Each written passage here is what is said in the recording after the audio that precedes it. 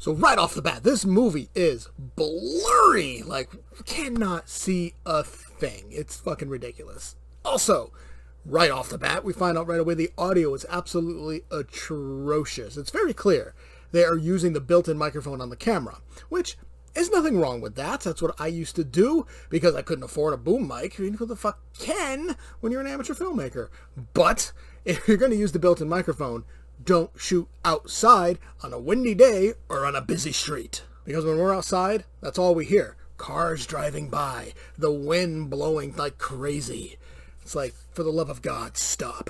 So we find out that this Pinata, it's Killer Pinata, through an animated sequence that there's a guy at the Pinata factory who is made fun of. He gets a really bad joke played on him by his coworkers, and he ends up falling into the machine. And his blood mixes with it, and it possesses a Pinata. But instead of, like, wanting revenge on the people who did this to him, he wants revenge for Pinatas. So immediately, it's like, this makes no sense. Why does he want revenge for a Pinata? It's his soul. He's not really a Pinata. Wouldn't he want to, like, kill the people who pushed him into the machine? One thing that also bothered me, a lot of things bothered me about this monstrosity, is that, you know, there's a party, which is why there's a Pinata, and somebody opens the fridge and there's open beers in the fridge. Who puts an open beer in the fridge? Let's get to some of the kills. This Pinata, it can shit out poison candy. Like, literally, at one point, there's a guy on the ground, this Pinata goes up to him, puts his ass right to the guy's mouth, and shits out candy. And instead of just simply choking to death and just ending it there, the guy instead just starts puking, and puking to the extreme, because it's in slow motion.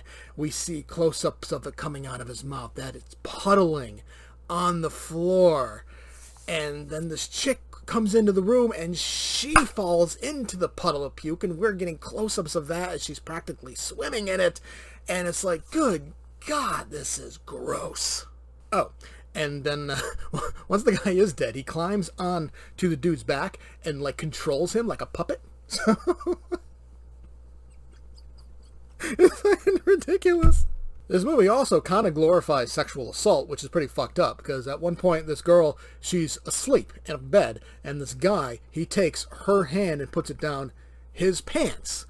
She wakes up, like, all pissed off, and rightfully so, and his exact response is, "I'm a guy. Don't I have needs?" That's fucked up. Another death scene, which I think is great, is it's the first kill, the very first kill.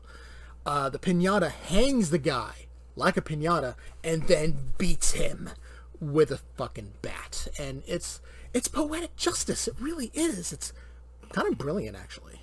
But one of the best, but also absolute grossest death scenes is this dude. He's sitting in the ground, and the Pinata comes up and just starts sucking his dick.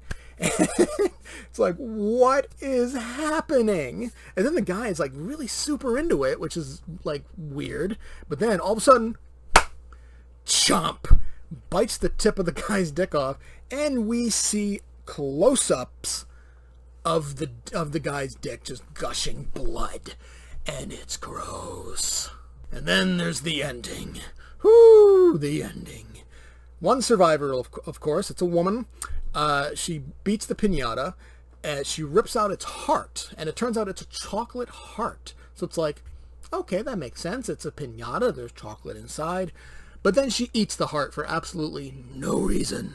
So this movie has bad acting, atrocious cinematography, horrible audio, but the effects somehow are actually pretty decent. I feel like the entire budget went to the effects, because even though a lot of them are really, really gross, they're actually kind of well done. And it's because of that I'm not giving Killer Pinata the full 5 shits. I'm going to give this 4.5 shits. Did you enjoy the review? Make sure to leave a like and subscribe to see a new Craptacular Horror review every week. Feel free to leave a comment to discuss your thoughts on the movie, or if you have a film you'd like to see reviewed in the future. Thanks for watching, and I will see you next time.